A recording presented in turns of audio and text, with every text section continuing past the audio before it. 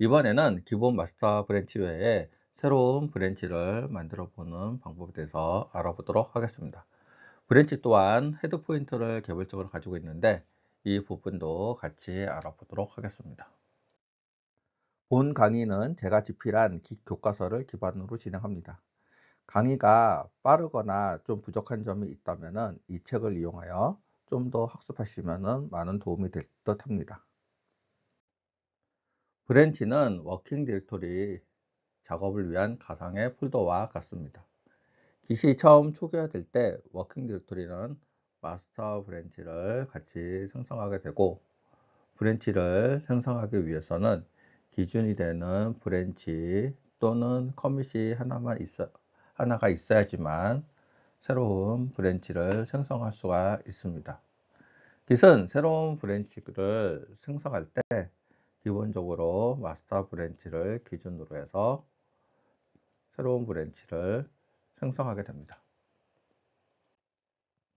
브랜치 생성에 대한 의미를 좀 더 생각해 보도록 하겠습니다. 우리가 일반적으로 커밋이라는 것은 어떤 변경된 내용을 기반으로 해가지고 변경된 이력을 기록을 해서 SH 해시키로 저장을 합니다. 그리고 각각의 커밋에는 우리가 메시지를 달아 놓는데, 우리가 브랜치도 똑같이 sh 해시키를 갖고 있는 커밋과 유사한 객체 포인트가 됩니다. 그래서 커밋이 새롭게 앞에 커밋을 이용해서 계속 커밋을 이렇게 만들어 갔듯이 SHA 키를 갖고 있는데, 브랜치 또한 커밋과 유사하게끔 커밋을 가지고 이렇게 넘어가는 어떠한 커밋의 어떤 또 다른 이름이라고 보실 수 있습니다. 그래서 브랜치도 똑같이 SHA 키를 가지고 있다고 보시면 됩니다. 그래서 브랜치는 우리가 커밋처럼 SHA 키에 대한 어떠한 별칭과 같은 이름이고, 그리고 새로운 브랜치를 우리가 생성하게 되면은 실질적으로 바로 브랜치가 생성이 되는 게 아니라, 우리가 커밋이 있으면은 커밋에 대한 마지막, 여기서 브랜치를 만든다 그러면은 여기에 SHA를 가리키는 어떠한 새로운 어떠한 포인터만 일단 만들게 됩니다.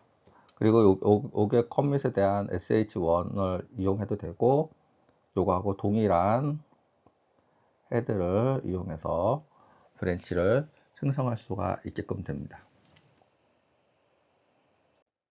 그래서 브랜치가 생성이 되면은 또 다른 워킹 디렉토리 작업을 할 수 있는 독립된 공간이 할당이 됩니다. 그래서 기존 작업 영역에는 어떠한 영향을 주지 않는 새로운 독립된 공간이, 가상 공간이 만들어지고, 여기서 우리가 코드를 수정 작업할 수 있게끔 되는 것이죠.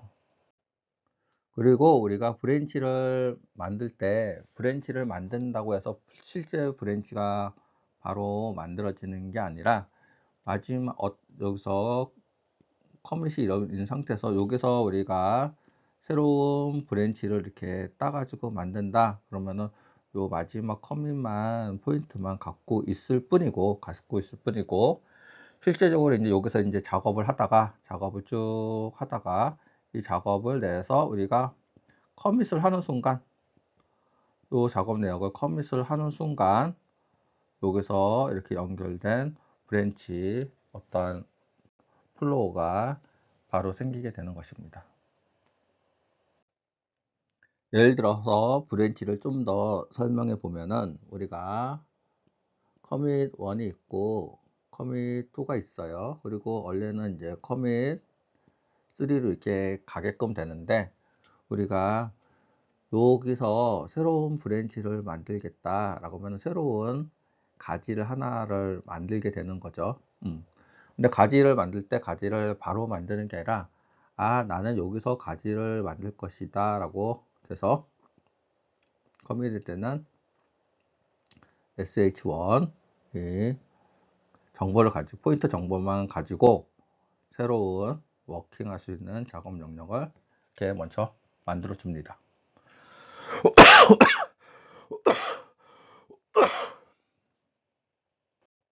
그래서 깃은 기본적으로 저장소가 생성이 되면 기본 브랜치로 마스터를 하나를 만들게 되고, 그 외에 브랜치들은 사용자가 직접 생성을 해야 되는데, 이때 생성하는 명령어가 브랜치이다 라고 보시면 됩니다. 그래서 저장소에 기본 마스터 브랜치 외에, 아니면은 뭐 기본 브랜치를 뭐 메인으로 했다고 얘기하면은 메인 브랜치 외에, 그 외에 모든 브랜치는 사용자가 직접 만든 브랜치이다 라고 생각하시면 될 것 같습니다.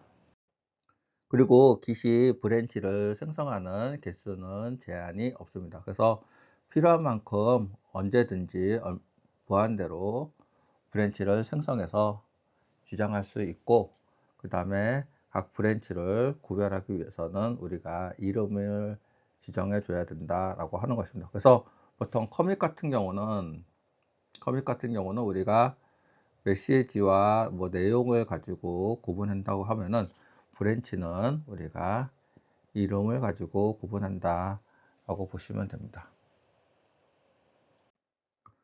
우리가 브랜치를 생성할 때는 우리가 새로운 개발 분기점이 필요할 때 브랜치를 추가로 생성하는 것을 의미합니다.